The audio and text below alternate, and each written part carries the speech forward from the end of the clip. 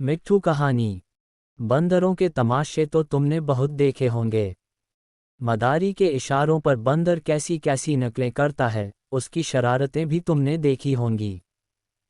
तुमने उसे घरों से कपड़े उठाकर भागते देखा होगा।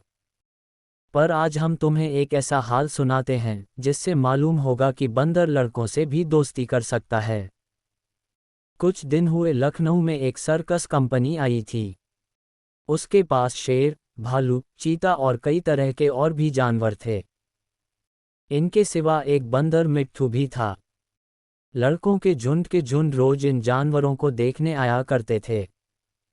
मिट्ठू ही उन्हें सबसे अच्छा लगता। उन्हीं लड़कों में गोपाल भी था। वह रोज आता और मिट्ठू के पास घंटों चुपचाप बैठा रहता। उसे शेर, भालू, चीते आदि से कोई प्रेम न था। वह मिट्ठू के लिए घर से चने, मटर, केले लाता और खिलाता। मिट्ठू भी उससे इतना हिल गया था कि बगैर उसके खिलाए कुछ न खाता। इस तरह दोनों में बड़ी दोस्ती हो गई। एक दिन गोपाल ने सुना कि सर्कस कंपनी वहां से दूसरे शहर में जा रही है। ये सुनकर उसे बड़ा रंज हुआ। वह रोता हुआ अपनी माँ के पास आया और बोला, अम्मा, मुझे एक अठन्नी एक दो, मैं जाकर मिट्ठू को खरीद लाऊं। वह न जाने कहाँ चला जाएगा। फिर मैं उसे कैसे देखूंगा। वह भी मुझे न देखेगा तो रोएगा। माँ ने समझाया, बेटा, बंदर किसी को प्यार नहीं करता। वह तो बड़ा शैतान होता है। यहाँ आकर सबको काटेगा, मुफ्त में उलाहने सुनने पड़ेंगे। लेकिन लड़के पर माँ के समझाने का कोई असर न हुआ। वह रोने लगा। आखिर माँ ने मजबूर होकर उसे एक अठन्नी निकालकर दे दी। अठन्नी पाकर गोपाल मारे खुशी के फूल उठा। उसने अठन्नी को मिट्टी से मलकर खूब चमकाया, फिर मिट्ठू को खरीदने चला। लेकिन मिट्ठू वहां दिखाई न दिया। गोपाल का दिल भर आया, मिट्ठू कहीं भाग तो नहीं गया। मालिक को अठन्नी दिखाकर गोपाल बोला, क्यों साहब, मिट्ठू को मेरे हाथ बेचेंगे? मालिक रोज उसे मिट्ठू से खेलते और खिलाते देखता था।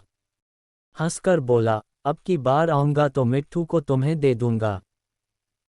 गोपाल निराश होकर चला आया और मिट्ठू को इधर उधर ढूंढने लगा। वह उसे ढूंढने में इतना मगन था कि उसे किसी बात की खबर न थी। उसे बिल्कुल न मालूम हुआ कि वह चीते के कटघरे के पास आ गया था। चीता भीतर चुपचाप लेटा था। गोपाल को कटघरे के पास देखकर उसने पंजा बाहर निकाला और उसे पकड़ने की कोशिश करने लगा।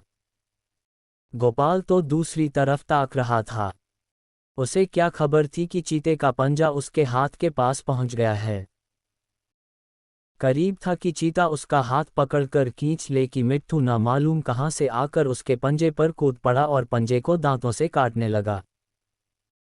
चीते ने दूसरा पंजा निकाला और उसे ऐसा घायल कर दिया कि वह वहीं गिर पड़ा और जोर जोर से चीखने लगा।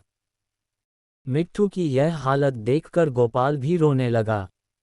दोनों का रोना सुनकर लोग दौड़े, पर देखा कि मिट्ठू बेहोश पड़ा है और गोपाल रो रहा है।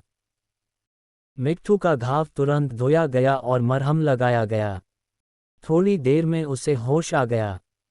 वह गोपाल की ओर प्यार की आंखों से देखने लगा, जैसे कह रहा हो कि अब क्यों रोते हो, मैं तो अच्छा हो गया। कई दिन मिट्ठू की मरहम पट्टी होती रही और आखिर वह बिल्कुल अच्छा हो गया। पाल अब रोज आता और उसे रोटियां खिलाता। आखिर कंपनी के चलने का दिन आया। गोपाल बहुत रंजीदा था। वह मिट्ठू के कटघरे के पास खड़ा आंसू भरी आंखों से देख रहा था कि मालिक ने आकर कहा, अगर तुम मिट्ठू को पा जाओ तो उसका क्या करोगे? गोपाल ने कहा, मैं उसे अपने साथ ले जाऊंगा, उसके साथ साथ खेलूंगा, उसे अपनी थाली में खिलाऊंगा, और क्या।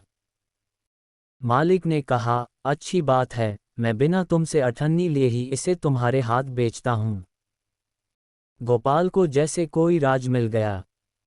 उसने मिट्ठू को गोद में उठा लिया, पर मिट्ठू नीचे कूद पड़ा और उसके पीछे पीछे चलने लगा। दोनों खेलते कूदते घर पहुंच गए।